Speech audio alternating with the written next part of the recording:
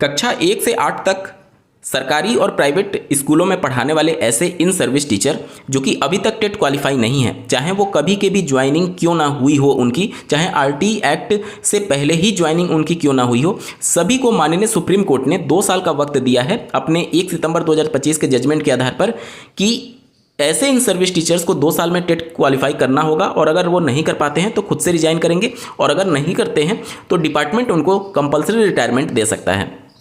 केवल ऐसे in service teacher जिनकी सेवा 5 साल से कम बची हुई है उनको टेट से दूर रखा गया है, लेकिन अगर वो प्रमोशन का लाभ लेना चाहते हैं तो उनके लिए भी टेट अनिवार्य होगा।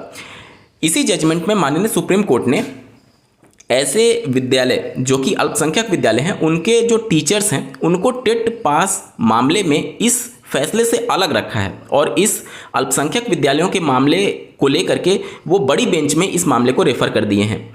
इसका क्या मतलब है और इसको लेकर के कैसे एक केस फाइल हुआ है, इसके बारे में डिटेल में बात करेंगे। साथ ही साथ तमिलनाडु, उत्तर प्रदेश राज्य और कुछ शिक्षक संगठनों के द्वारा माननीय सुप्रीम कोर्ट का दरवाजा खटखटाया गया रिव्यू पिटीशन के तौर पर, इन सबके रिगार्डिंग क्या कुछ हो सकता है, इस सबके पर डिटेल में बात होने जा रही है। अंत तक जरूर जुड़े रहेगा। नमस्कार दोस्तों, मेरा नाम है नीरज, आप देख रहे हैं कैरियर बिट यूट्यूब चैनल। अगर आप इस चैनल पर पहली बार विजिट कर रहे हैं तो इसको सब्सक्राइब करते हुए बेल आइकन को प्रेस करना ना भूलें। सबसे पहले उत्तर प्रदेश राज्य सरकार के द्वारा एक रिव्यू पिटीशन फाइल किया गया। अब खबरें आ रही हैं कि तमिलनाडु राज्य सरकार ने भी रिव्यू पिटीशन फाइल कर दिया है और उत्तर प्रदेश समेत कुछ शिक्षक संगठनों के द्वारा भी रिव्यू पिटीशन फाइल किया गया है, जिसमें ये अपील की गई है कि आरटी एक्ट जब हमारे देश में लागू हुआ, संसद से कानून बनकर के 2009 में आया और 1 अप्रैल 2010 से ये प्रभावी किया गया और एनसीटी जो कि आरटी एक्ट के धारा 23 के उपधारा 1 के अंतर्गत इम्पावर्ड बॉडी है, रेगुलेटरी अथॉरिटी है, उसने पहली बार 23 अगस्त 2010 को अधिसूचना जारी की शिक्षक बनने के लिए न्यूनतम योग्यता के संबंध में। इस अधिसूचना में क्लियर ये लिखा गया है कि इस अधिसूचना से पहले जो टीचर बन चुके हैं उनको टेट पास करना अनिवार्य नहीं होगा। साथ ही साथ 1 सितंबर से लेकर के और 2009 के बीच में जो ज्वाइन किए हुए हैं उनको भी टेट की अनिवार्यता से दूर रखा गया है। अब माननीय सुप्रीम कोर्ट ने सबको एक साथ शामिल कर लिया कि चाहे आप कभी के भी ज्वाइनिंग हो, उसे कोई मतलब नहीं है, टेट सबके लिए अनिवार्य होगा। केवल ऐसे टीचर जिनकी 5 साल से कम सर्विस बची हुई है उनको भारतीय संविधान के आर्टिकल 142 का प्रयोग करते हुए माननीय सुप्रीम कोर्ट ने अपनी विशेष शक्तियों का प्रयोग करते हुए उनको टेट से दूर रखा है। अन्यथा अगर वो अपनी शक्तियों का प्रयोग नहीं करते तो सबके लिए, चाहे वो कभी के लिए भी ज्वाइन क्यों ना हो, सबके लिए टेट अनिवार्य हो जाता, लेकिन सुप्रीम कोर्ट ने उनको राहत दी है। तो यहाँ पर जो शिक्षक संगठनों के द्वारा या फिर हाईकोर्ट के द्वारा राज्य सरकारों के द्वारा जो विशेष अपील दाखिल की गई है रिव्यू पिटीशन के तौर पर, उसमें यही प्रेयर किया गया है कि जब अधिसूचना में ये पहले से मेंशन है कि इनको टेट पास करना अनिवार्य नहीं है तो इसको ध्यान में ना रखते हुए इनको कैसे टेट की अनिवार्यता में शामिल किया जा सकता है। पहला पॉइंट ये हो गया। दूसरा, माननीय सुप्रीम कोर्ट ने जो अल्पसंख्यक विद्यालय को इसे दूर रखा था, अब उसको इसमें शामिल करने के लिए एक याचिका दायर की गई है। आप अपने स्क्रीन पर देख पा रहे होंगे, अल्पसंख्यक स्कूलों को टीईटी से छूट देना योग्य शिक्षकों से पढ़ाई के अधिकार का उल्लंघन है। सुप्रीम कोर्ट में हस्तक्षेप अर्जी दाखिल कर पक्ष रखने की मांग की गई है, यहाँ पर इजाजत मांगी गई। एक बार जल्दी से देख लेते हैं, तब आपको पूरा मामला समझ में आएगा।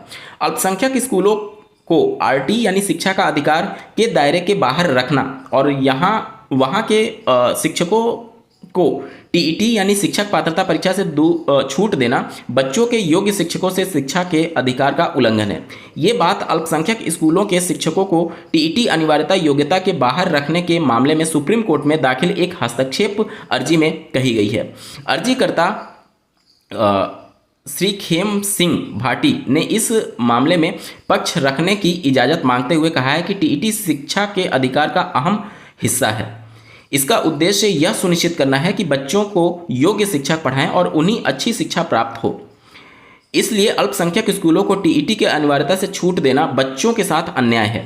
सुप्रीम कोर्ट ने कक्षा 1 से 8 तक के पढ़ाने वाले शिक्षकों के लिए टीईटी अनिवार्य करने के गत 1 सितंबर के फैसले में अल्पसंख्यक स्कूलों के फिलहाल इससे छूट देते हुए उनका मामला विचार के लिए बड़ी पीठ को